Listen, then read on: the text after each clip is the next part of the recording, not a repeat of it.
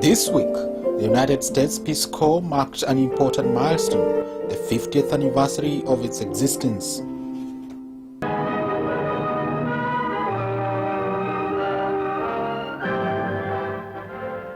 I have today signed an executive order providing for the establishment of a Peace Corps on a temporary pilot basis. In 1961, the then President of the United States, John F. Kennedy, signed an executive order establishing the Peace Corps, forever changing the way America sees the world and the world sees America. We're going to put particular emphasis on those men and women who have skills in teaching, agriculture, and in health.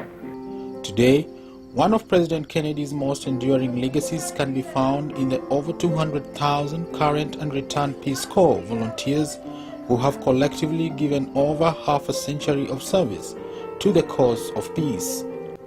I just recently returned from both Sierra Leone and Liberia, and in both cases I met with the vice presidents of those countries who spoke very poignantly about their own Peace Corps teachers and how those people have been long-time friends of theirs, and how Peace Corps volunteers really actively not only help them get into, pass their national exams, but get into university and then pursue graduate work, and then ultimately return to their own countries after their lengthy civil war.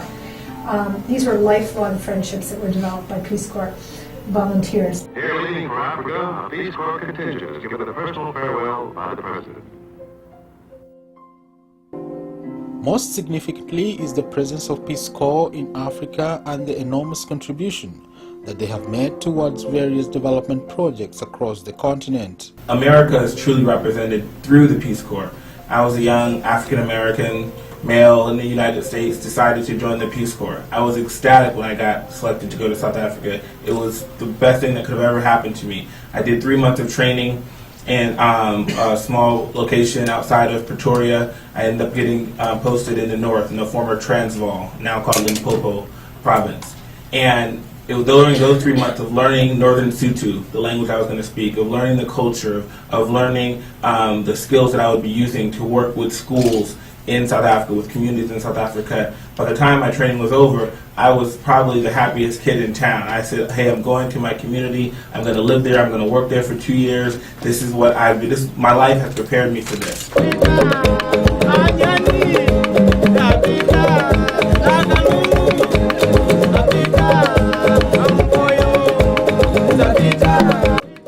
On its 50th anniversary, the United States Peace Corps remains an enduring symbol of the nation's commitment to encouraging progress, creating opportunity, and fostering mutual respect and understanding throughout the world.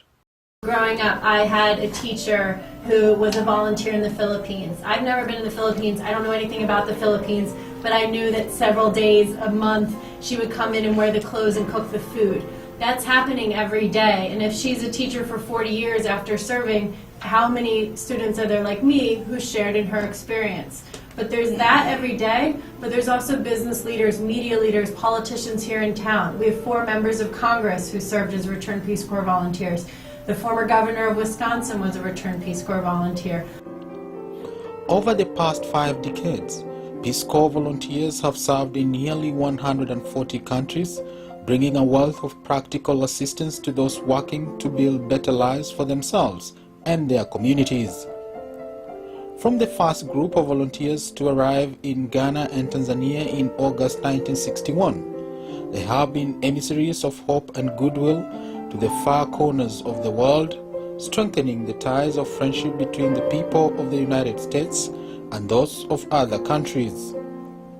Perhaps part of our being there was really about fostering a belief in themselves, of teaching our girls that they had a better future, that they could own their own future, that they could dream of going to university, that they could dream of owning their own business, that they could dream of choosing their own partners in life, their marriage, identifying the number of children that they wanted to have, and really being able to find their own future.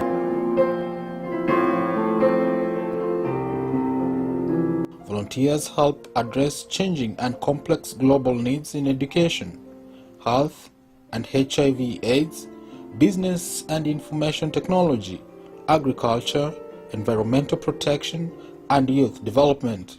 I hope you realize, and I know you do, that the future of the Peace Corps really rests with you. If you do well, then the Peace Corps will be developed, and more Americans will go abroad. And we'll find a greater and greater response to this idea of serving our country. With each village that now has access to clean water, each young woman who has received an education, and each family empowered to prevent disease because of the service of the Peace Corps volunteers, President Kennedy's noble vision lives on. Aaron Ochieng, Mark TV News.